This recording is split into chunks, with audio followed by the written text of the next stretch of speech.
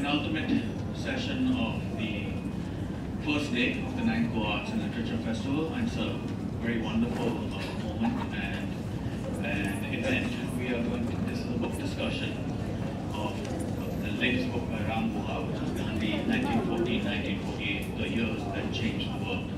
And Ram's going to be in conversation with David Gilmour. Ram requires no introduction in India or in Goa, certainly, but Mr. Gilmour is making his Goa debut. So, welcome to Goa. Thank you so much for coming.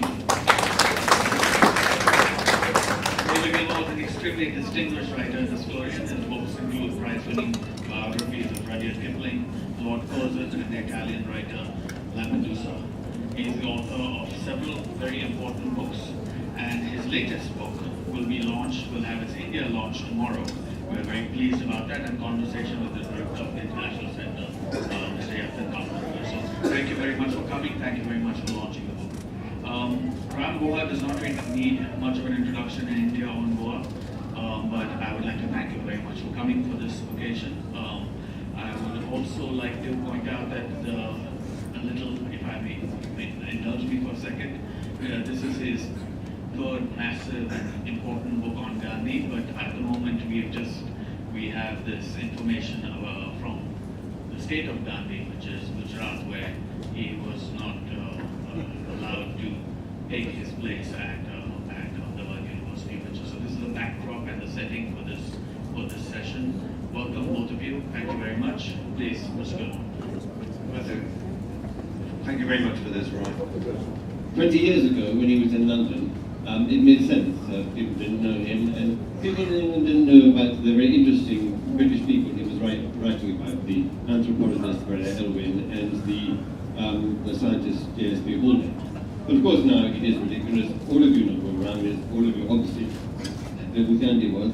And I've not to make any more introductory remarks, but except to say that before he became famous as the biographer of Gandhi and the historian of modern India, there were several other Rams who I'd known for the last 20 years, and all of them also were great men, especially around the anthropologist, around the ecologist and environmental writer, and around also the cricket commentator and historian. Now, cricket commentators, as you know, can be quite boring people. The sort of person who always knows the record 7th cricket partnership in Adelaide. And Ram is the opposite of that, and not at all. So Ram, when I first knew you, you were writing about Elwin and slightly struggling with the form and nature of biography. But obviously you overcome that. Could you explain how? I will, and thank you, David. And before I come to the question of biography, thank you to the organizers for having me again and listening to Vivek. I mean, Vivek spontaneously mentioned what happened in Ahmedabad. I didn't really want him to mention, but it struck me that Gandhi was forbidden to enter Goa. But Gandhi's biographer can come to Goa. Gandhi was from Gujarat, but Gandhi's biographer cannot go to Gujarat. So which means Goa has progressed and Gujarat has gone backwards. We can say that. Now, when I first met David in 1997, he then lived in Edinburgh. I was in between my third and fourth drafts of my Elwin biography. That was the first biography I wrote. It was of this extraordinary maverick British-born anthropologist who went native with the tribals of central India, was a friend of Gandhi's, fought with Gandhi, was a friend of Nehru's, continued to be a friend of Nehru's, because he liked Nehru, he liked some of the good things of life. He wasn't puritanical in his taste and so on. And I was really struggling with this draft of biography because, one of the worst kept secrets about me is that I'm a historian who's never studied history. My degrees are in economics and sociology, and economics is very abstract, so people don't figure it out, it's only numbers. Sociology is less abstract, but it's about structure and process. It's about the state, the peasantry, the working class, institutions. It's very rarely about individual people. And when I decided to write a life of Elwin and to become a biographer, it was a real struggle. I was trained as a sociologist. I was born a Hindu, and Hindus don't really believe in memorializing an individual life, because when you're dead, you will be reborn as someone else. So why write about a finite life? And we don't really have lives of saints in the way the Christians do, for example. Right? We have myths, but not proper lives of saints. I was at that stage some kind of Marxist, and Marxists are also very antipathetic to the idea of individuals being important. So it was a real struggle. You know, my Elwin book went through more drafts than any other book of mine. And it was along that route that I met David, which was fortunate. By that stage, David was already an accomplished biographer. He published his book on Curzon, and before that his book on Lampedusa, and his book on Kipling was to come later. And I think meeting David and reading his work and reading the works of other biographers whom I did not meet enabled this transition. I mean, it was a very arduous, painful transition. And if I may just tell one story about my Elwin book, because I mean, you are one of the major people who commented on the draft, and so was my long-time editor Rukun Advani, who was someone of great literary sensibility, and who helped me greatly with that book. And on my third draft of my Elwin book, Rukun Advani, who was then with the Oxford University Press, he now runs Permanent Black, India's finest niche scholarly publishing house. And he looked at my third draft, and he had marked it up in green ink with all kinds of comments. And at the end of it, he said, "This is fine as a study of Elwin, the scholar and the controversialist, but where's the human being?" So I went back to the archive and I read all the letters again, and I put in more about how he came to India and escaped his mother. I talked about his obsession with celibacy following Gandhi, how he rejected celibacy, married a tribal girl, divorced her, had a romantic affair, and I put all of that in. And this went back to Rukun, fourth or fifth draft, and he again had meticulous comments, on phrases, on idiom, and at the end it said, "This is a moving study of Elwin the human being, but where is the scholar and the intellectual?" So I had to go back again. So, but I think in some ways all that effort was worth it. Learning the craft of biography took me a long time, but by the time 20 years later I came to Gandhi, the research was arduous, and I had to look at all kinds of different archives to work on Gandhi, but the writing came much more easily than it would have 20 years ago, because I think I learned along the way. Well, in Britain, we love too much, and people understand that whole history through biographies. And I've said, I write writing, they're quite easy structured, and there's a beginning and there's an end. You don't have to have, but you mentioned that they haven't been popular here until recently, but but that is changing, is it not? Biographies more popular than they were 20 years ago? It is, and I think that the younger generation will write more biographies, they're already beginning to write it, and more and good biographies will come. I think one of the very important lessons I learned in writing a biography, again I had to learn it on my own, because there was no, when I essentially, there were some good political biographies in India. So S. Gopal's Nehru, Rajkot Gandhi's Patel, B.R. Nanda's Gokhale are all first-rate books of political history with a human being at the center, because that human being was a major influential politician. But that human being is not really humanized. So S. Gopal's biography of Nehru, which is a first-rate book if you want to understand the political history of India between say 1920 and 1964, and all the different aspects of the politics, the caste, not so much caste, but Hindu-Muslim issues, the division of Pakistan, princely states, our war with China. That three-volume book, Lady Mountbatten is mentioned once, and that too in a footnote. So I think one of the lessons I learned through writing on Elwin is that the secondary characters are very important. You cannot write about Gokhale only through Gokhale's point of view. You cannot write about Patel only through Patel's point of view. And the secondary characters are not merely your political colleagues, your political antagonists, but also in your personal relationships. If you look at Gandhi, very few people, younger people would know, older people in this room would, but very few younger people in this know. They would know about Patel, they would know about Nehru, they would know about Jinnah and Ambedkar, whom he argued with. But very few of you would know that his closest friend was an English Christian priest called C.M. Andrews, with whom he had the most deep emotional bonds.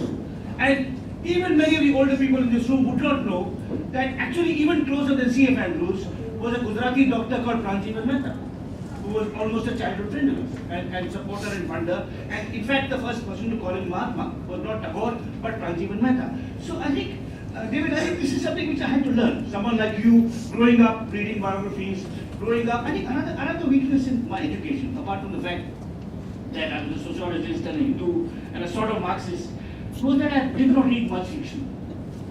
And I think if a novel or a play is populated by many human beings. There is one hero, one heroine, but it's all the relations that become important. And probably when you were writing Ramachandra, you were far better prepared than me, because you've grown up in a very different kind of intellectual relationship.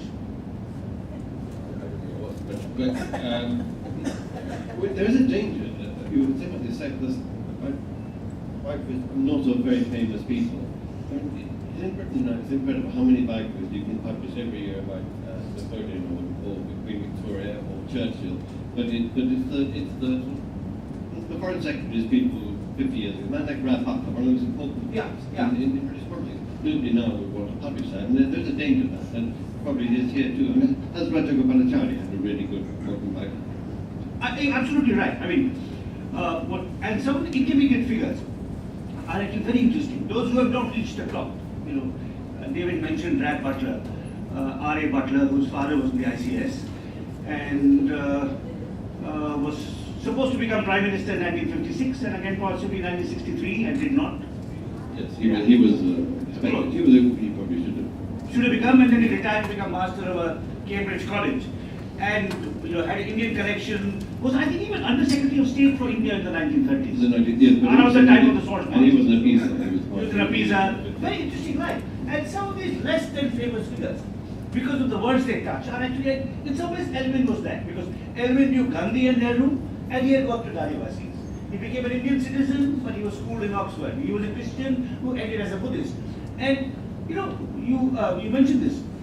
You tried very hard, unsuccessfully, but to no fault of your own, to get my book on Elvin published in England, right? Because my publisher then published Elvin's books in the 30s. But another British writer, Peter Hopkirk, told me then, he said, the problem in England is that when it comes to a biography, either the author or the subject has to be famous.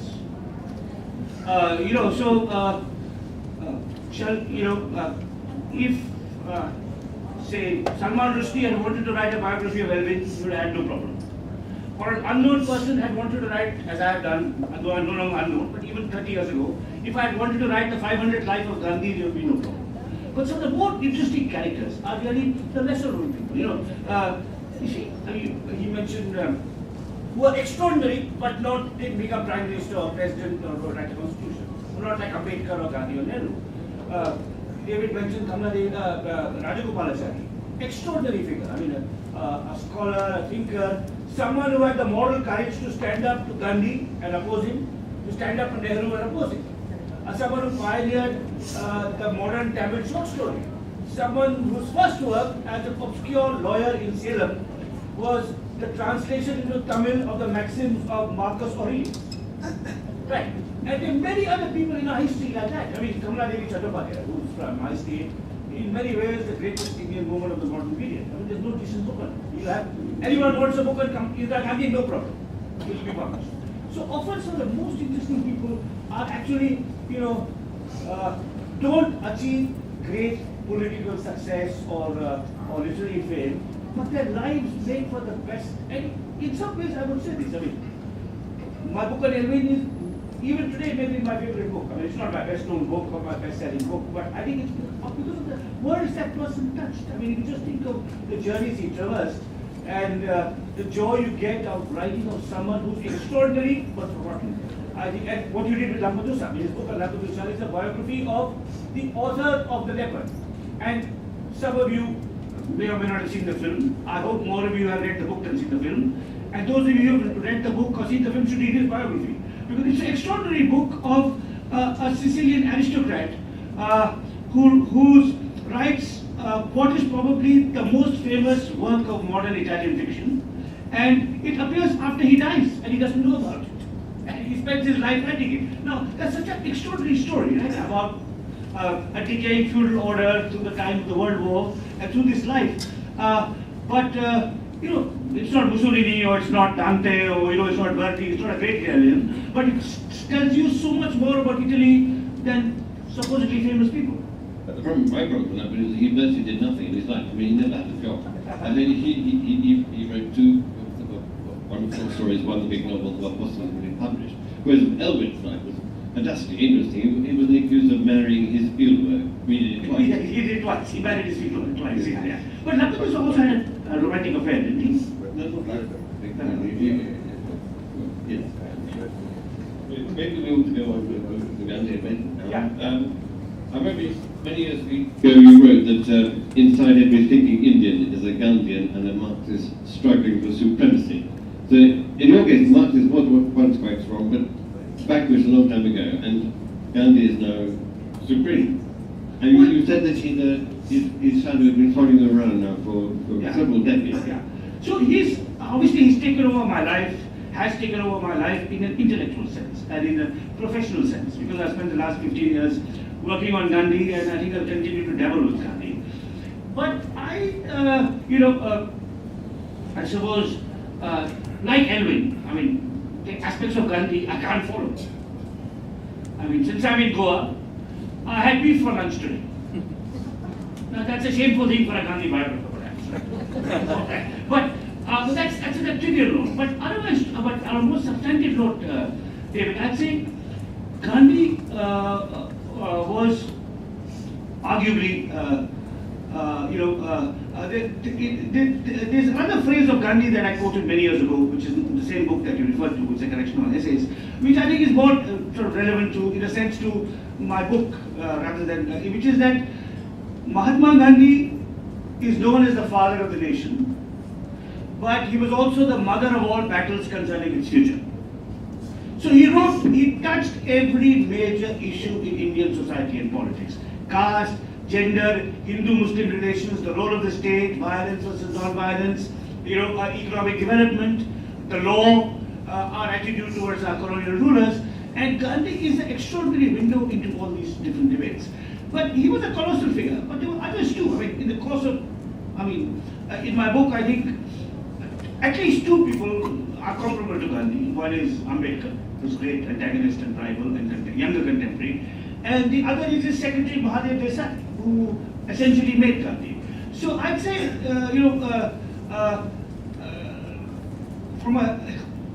as a historian, Gandhi is, without question, the most influential, important, interesting, and controversial person of modern India. But the aspects of his philosophy, and of course of his personal life, that I do not endorse. I endorse large parts of it. I mean, I think his commitment to ending untouchability, the fact that he gave his life for religious pluralism, these are things that are compelling relevance today. But the other aspects that are quirky, and I hope in my book, those are also illuminated. Yes. Did you find, having lived with him so long, that there were any surprises? I know you had to read thousands and thousands of extra letters. Did you come across a lot of new aspects that changed your views of him? I think not so much changed, but modified and deepened and complicated my views. Because I've been studying him for so long, he's such a major figure in our history, the essential facts you know about him. But the role of Mahadev Desai, for example. Now, Mahadev Desai was his secretary who joined him in 1917 and was with him till Mahadev Desai died in 1942 at the age of 50. For 25 years, he was the most important person in Gandhi's life, apart from Gandhi's wife. But he fitted out of the narrative because he wrote himself out of the narrative. I mean, he was with Gandhi every day, he was self-effacing.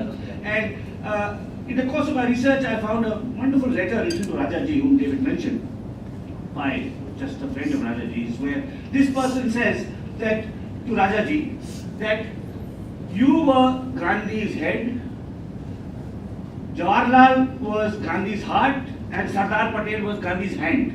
It's a wonderful image, it's a fabulous image, right? So, Rajaji, the thinker, the scholar, the moral conscience of Gandhi, Nehru, a kind of emotional, romantic attachment that Gandhi had to this person of great courage, compassion, commitment to Hindu-Muslim harmony, to gender equality, and Patel, the organizer, who built the party, or who led the who made the movements possible. So it's a wonderful image. But it leaves out Mahadev Desai, who was Gandhi's head, heart, and hand all together. And I think one of the, I suppose, things I did not understand was how important Mahadev was in Gandhi's life.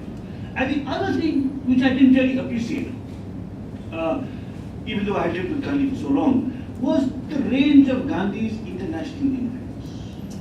That Latin American intellectuals in the 1920s were writing about Gandhi.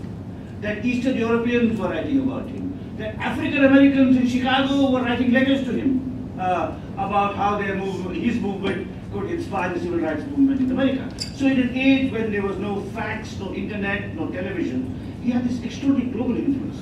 I didn't really know. I knew that today he was a cool guy and a famous guy, and President Obama was talking about him, and Apple was trying to use him to advertise their products. I mean, all that is well known now.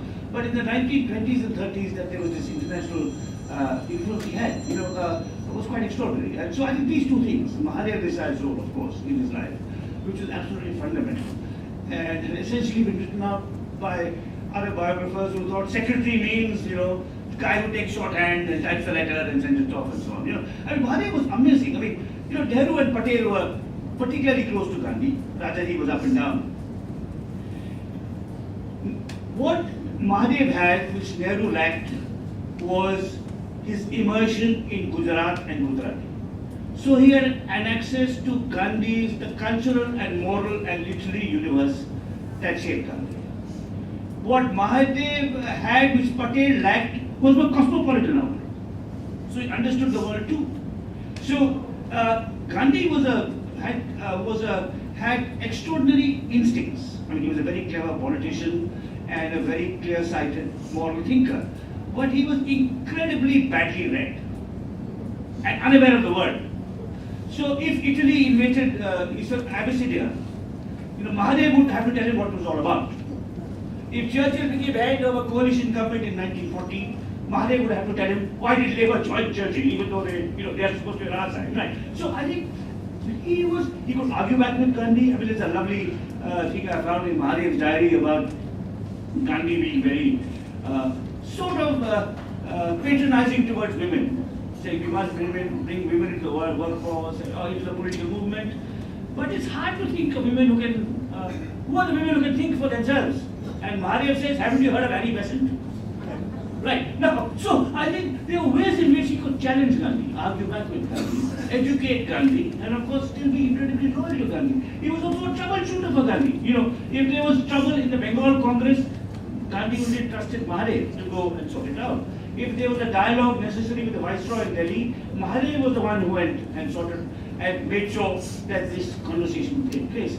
So I think, he was, and I realized it in the course of my work, and when Mahadev died in 1942, I found in the archives, Mahadev died in Aga Khan Palace a week after Quit India, I found 400 letters and telegrams of condolence sent to them from all over India by people who had been touched by Mahadev. It was just amazing. It was just amazing that here is a man who Indians have forgotten, who was one of the great Indian patriots of our time. I mean, easily on the level of Nehru and Patel, without question.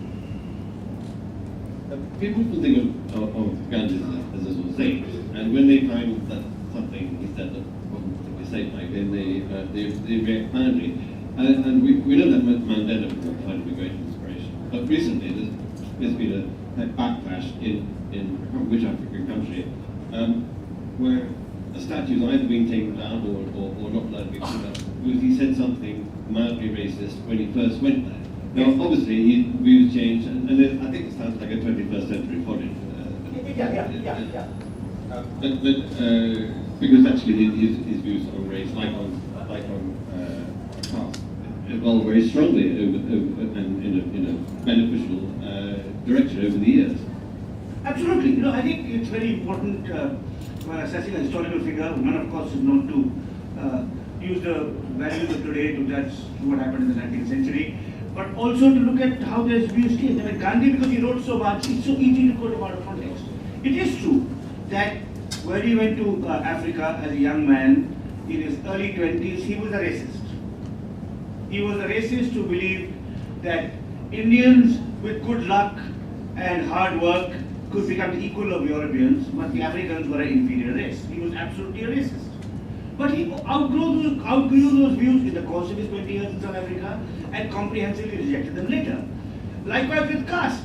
Radical ideologues quote Gandhi out of context as a defender of the caste system, but this is totally wrong. He was a defender of the caste system in the 1920s, but by the 1930s and 40s, he comprehensively rejected all aspects of the caste system. And of course, he always opposed untouchability. So I think it's very important to look at the evolution of his views on caste, on race, and possibly even gender. When he first comes to India, he does not want women in the national movement. But then Sarojini Naidu and Kamala Devi Chattopadhyay, compel him to bring women also into the freedom movement. So in that sense, he is evolving. There remain aspects of his life that don't evolve in the same way. For example, his obsession with celibacy, which is right with him, right to the end.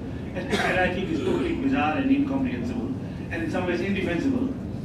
But on caste and race, he has consistently been quoted out of context by tendentious, by ideologues seeking to make an ideological point.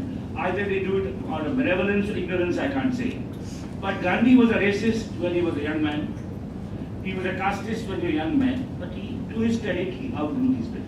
Well, when he was a young man, we didn't find a person in the world who, and he was quite a mild man.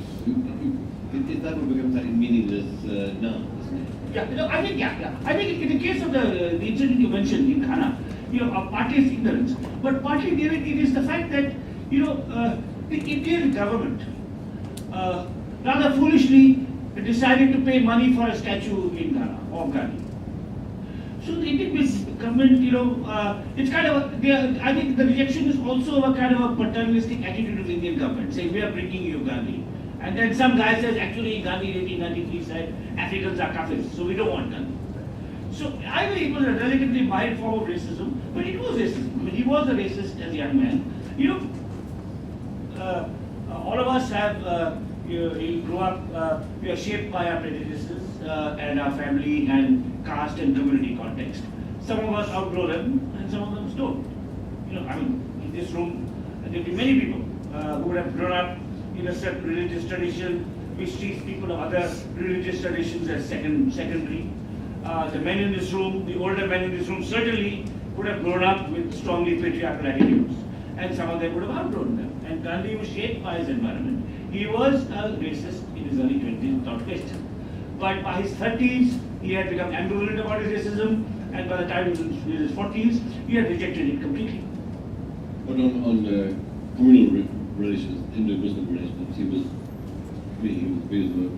right from the beginning. Absolutely, right. Absolutely. And his interest in religious pluralism is absolutely extraordinary, and at a very young age.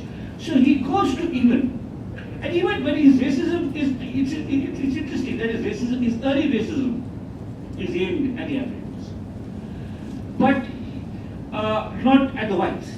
And when he goes to England as a young man, as a law student, he shares a home with a doctor called Josiah Oldfield, who's a Christian. Now in London in the 1880s, it was impossible for a Christian and a Hindu to be sharing a home. He goes to his church, he talks religion with him, he goes to South Africa, where he shares a home with a Jewish friend. Right? And of course his closest supporters in South Africa are Muslims. And essentially it's the Muslims in South Africa who rescue his terror. The Hindus don't want to go to jail, the Muslims go to jail. Okay. They have more courage at that stage. Right? So he has this curiosity about other faiths and the capacity to befriend people from other religious traditions from a very early age, and that I think is at the core of his belief. And also there's a larger philosophical argument which I developed at great length in this book. Gandhi's views on religion, I think, are very, very interesting and original. On the one hand, he is not a radical atheist in the mode of, say, Richard Dawkins. On the other hand, he also does not believe his religious tradition is superior to the others. He believes every religious tradition is a mixture of truth and error, of good and evil. And it's through interfaith dialogue that you can, both improve the faults in your own religion, and of course cultivate an ethic of reciprocity and respect. And you're absolutely right, that comes very early on, that's there right till the end of his life, and that's arguably the aspect of his legacy that India most needs today.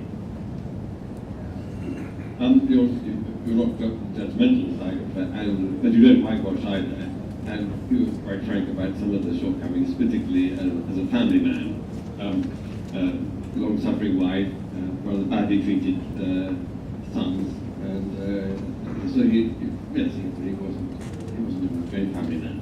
Not at all, not at all. I think particularly, of course, as a husband, Kasturba he saw as an extension of himself. She had essentially to do what he wanted her to do. And his treatment of his eldest son was particularly harsh, unforgiving, and he lacked complete empathy for what his son was. And Harilal, his eldest son, who figures both in the prequel to this book, Gandhi for India, and this book, was destroyed by his overbearing father. He took to drink, had no job.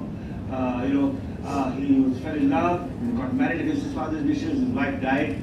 That damaged, that kind of made him even more morose. The father was absolutely without understanding, comprehension. So yes, slowly Gandhi improved. Just as his views on caste and race evolved, his treatment of his third and fourth sons was better than his treatment of his first and second son. But the first son particularly was deeply damaged by how Gandhi treated him. We once talked about, when I was writing about Garibaldi, about their influence on their centuries, and I think we were wondering about who had more streets named after him in the world's cities. And certainly Garibaldi had practically everywhere, not just in Italy in the 19th century. But whereas Garibaldi was a bit of a beacon or two at a time when liberalism and nationalism were on the increase. And Gandhi is a great figure in the world's most tumultuous and destructive century, but he still stands out. I mentioned Mandela. How much of his influence internationally can you see today? It's always there. It's more in everyday life than in politics. Obama famously said when he was asked by an American journalist, which person no longer alive would you like to have a meal with? And he said Gandhi, adding, though it will be frugal meal. But I don't think, apart from Mandela, you can't see Trump say that, or Theresa May say that, or Putin say that, or Modi may say it for effect, but he doesn't mean it. But I think our ordinary people, I think Kaushik Vasu, who's a well-known Indian economist known to some people in this room, recently tweeted a photograph of, I think, a Gandhi cafe, or maybe even a Gandhi bar in Mexico City. So, I think a Gandhi band, Naresh Fernandez told me once about a Gandhi band, probably Rio de Janeiro or something, right? Now, so I think Gandhi is someone who evokes a certain feeling of warmth, empathy, affection among ordinary people all over the world. He also inspires social activists to resist injustice non-violently, those who promote interfaith harmony, those who stand for environmental responsibility. So in that sense, his message rings. And so in that sense, today I think he is, in the 19th century it may have been Garibaldi, but in the early 21st century, I think Gandhi probably is the most recognized figure outside his country. So you could, I began the first volume of my biography by talking about a course I taught in Berkeley called Arguments with Gandhi, where I said, it was a wonderful course with all kinds of people from many different nationalities. And you can teach a course called Arguments with Gandhi in America. You can't teach a course called Arguments with Jefferson in Goa University and get any students to come. Okay, right. So I think in that sense, he's someone who travels. And David, I'll say something. A mutual friend of ours, whom I won't mention, whom I won't name because of I don't want to embarrass him, but he once told me something very moving, very poignant, and possibly true. I hope it isn't true. He told me once, he said, look, someone who knows Gandhi very well, he's a scholar of Gandhi. He said, it may be that like the Buddha, the Indians will reject Gandhi, and the rest of the world will uphold him. So I think it's in India, for example, in India, he is among some sections of the young an object of derision, of hate, of really vengeful, angry sentiment. There's a huge cult of violence among the young. Very young people think that Subhash Bose or Bhagat Singh would have brought India independence earlier, and it would be a painless independence. Other people blame Gandhi for partition.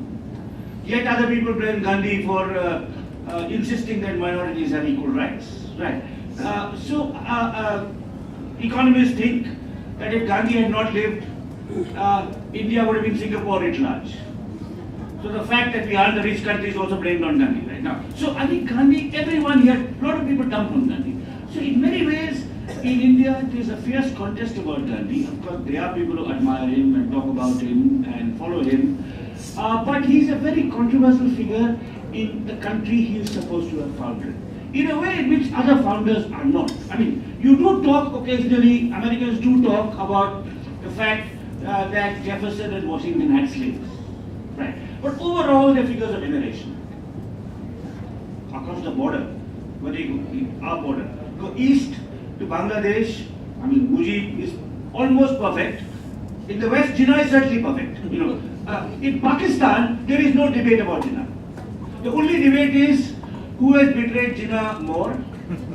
If Jinnah had lived longer, Pakistan would have been a model Islamic republic. Right. In India, there is a fierce contest about Gandhi, which is in some ways a curious tribute to the openness of his life, the powerful and difficult and challenging questions he asked about who we are, what we should be.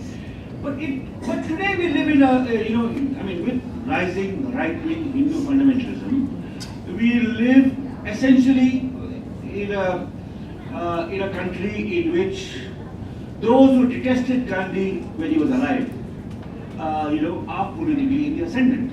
And they seek to suppress, distort, malign, and degrade whatever he did. So, but I hope my friend is not right. I hope this will not change. We threw out the Buddha. Ambedkar brought him back. I don't want Indians to wait 2,000 years for somebody to bring Gandhi back, right? In the same way. But it is true that the rest of the world, there may not be less knowledge about Gandhi. But outside India, Gandhi evokes mostly sentiments of empathy and warmth. In India, it's divided. There are people who like Gandhi and there are people who detest him. Thank you very much, Andrea and David Gilmour. Please stand tomorrow for the launch of David Gilmour's wonderful new book.